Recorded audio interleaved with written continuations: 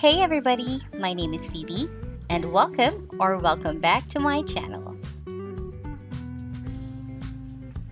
I'm originally from Quezon City but have left the metro for a more laid-back and simple life in Pagudpud, Ilocos Norte. Thank you for joining me in another one of my van life adventures, and if you like my video, please don't forget to hit the thumbs up button and subscribe.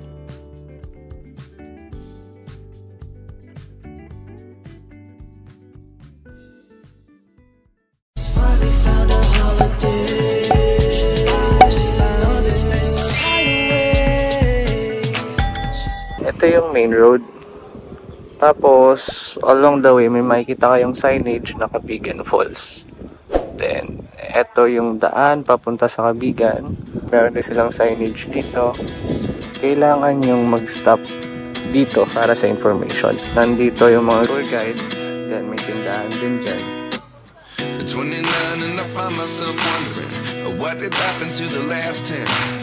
I ran away with my life, fast forward, never turn back again.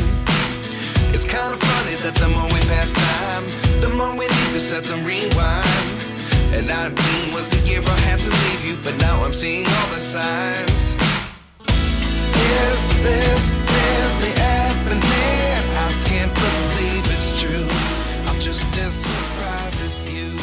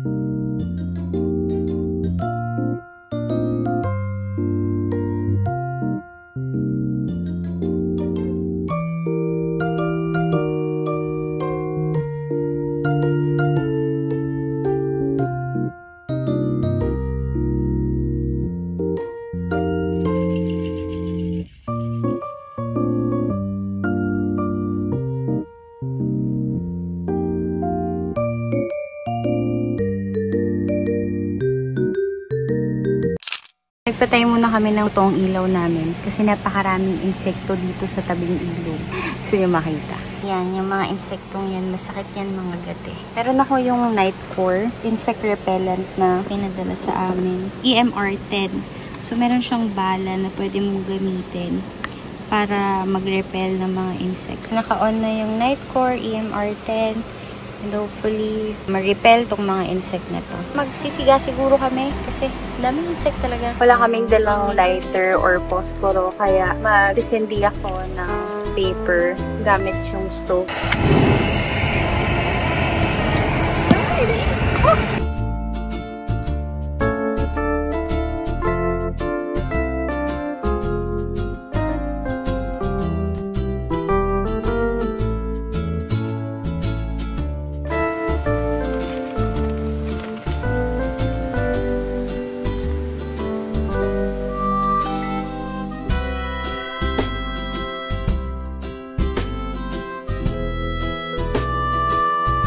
Mukhang effective naman tong Nightcore. Kahit nakabukas yung ilaw na to, nawala yung mga insects dito kanina.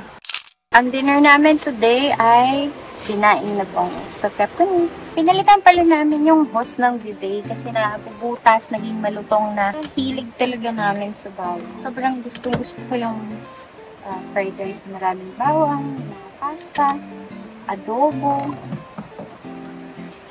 Tapos minsan, nilalagyan pa namin ng raw na bawang yung pasta. Raw na crushed garlic. Sarap. Kaya nagustuhan din namin mag-move dito sa Pagudpud kasi napakalapit namin sa nature. Madali lang namin mapupuntahan yung mga beach, yung mga falls, or river. Tatawa ako dito sa aso. Gusto niyo makita kung nasan. Hi, Milo! Nandiyan siya. Ayaw na niya sa labas.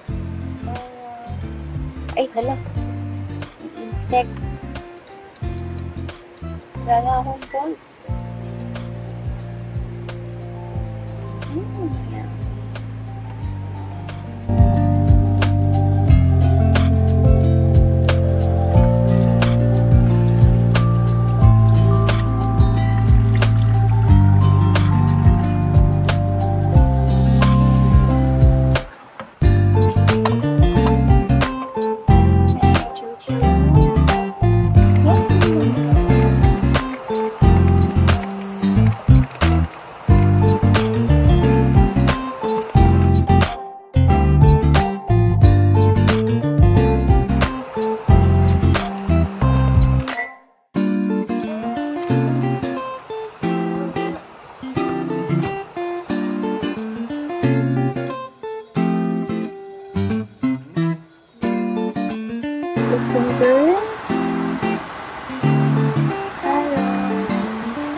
Dahil may apple kami, sama na rin natin yung apple. Okay. Chopsticks. Mango yung pinakalas. Sarap. Siyempre.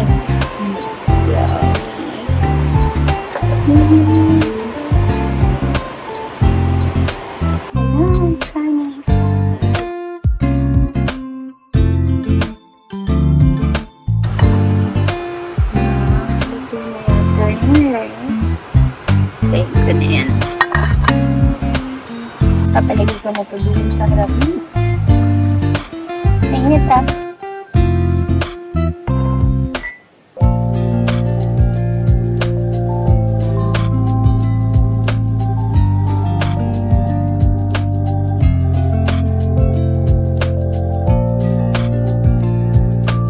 Nagbago na yung isip namin. Ang ulamin na lang namin tonight is itong tambakol. Ito na lang gagawin kong buttered garlic. So, ito ay hugasan natin sa ilog.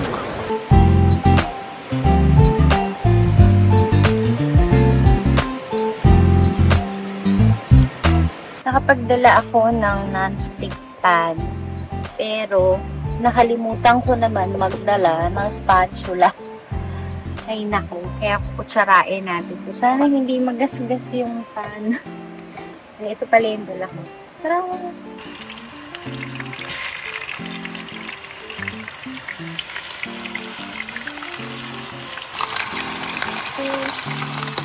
Pero good thing hindi naman malang salutuin tong isda na ito. Mabango sa akin.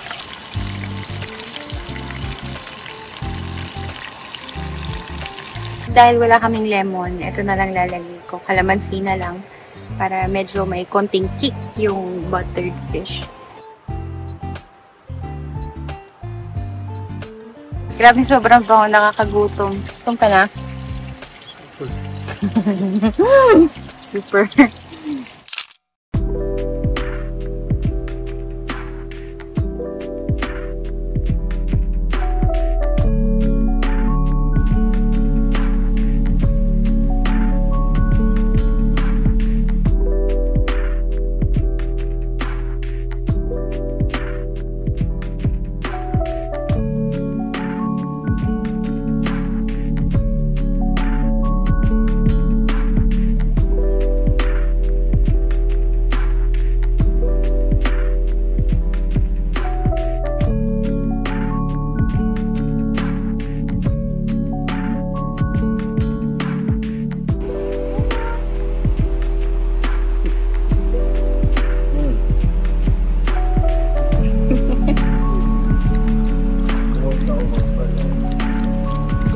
Cold water. Kaarte.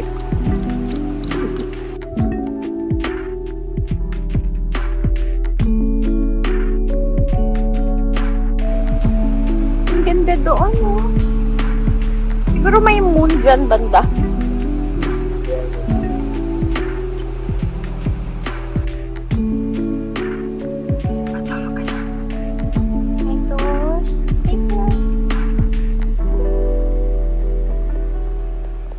Nakapagligpit na kami, nakapaghugas na si Love, tapos nakapagpakain na ako ng aso, nakapagpawiwi na ako ng dogs. Niyayaya ko siya maligo doon sa river ngayong gabi kasi bukas wala na kaming time masyado mag-swim. Best siya na uminom daw kami netong Bunay wine para hindi masyadong malamig kasi malamig talaga ngayon, day, December.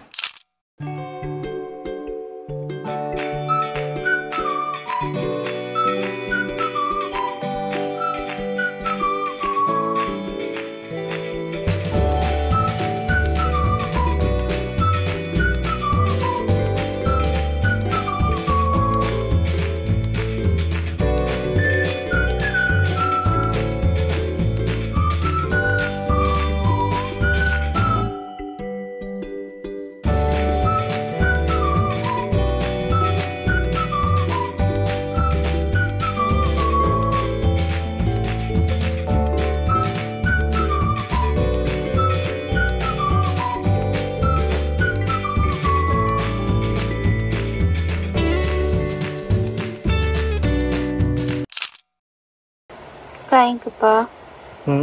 Kakain ka pa? Iisip ko eh. Hindi mo first na? Yeah. Okay, first. Okay. Okay.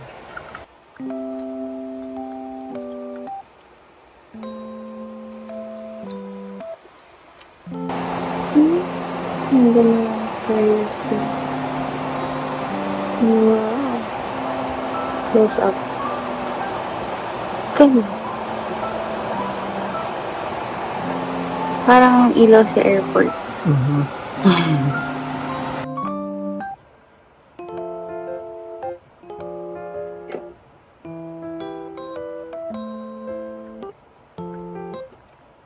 Okay.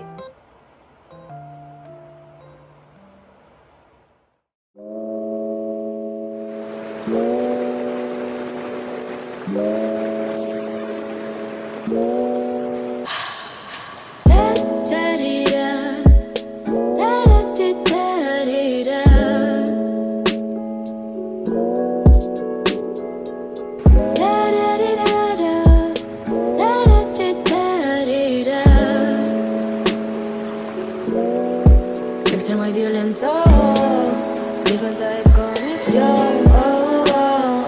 Busco remedio, algo espiritual, hechizo, pociones, algo natural. Estoy tocando base, tratando de hacer la paz. Life spinning out of control, feels like I'm stuck in slow-mo. De repente me vuela la mente, lazo que trascenderá mi camino iluminar. Tell me with things on my turn out alright. ¿Qué te voy a dar? Algo que te va a elevar. Suelta rápido ya, siente la corriente en el presente. Y al instante pierde el volante. Poco a poco yo puedo recordar. Twist and turning, fire burning low. I belong. We might feel looking down from the heights that we have built all by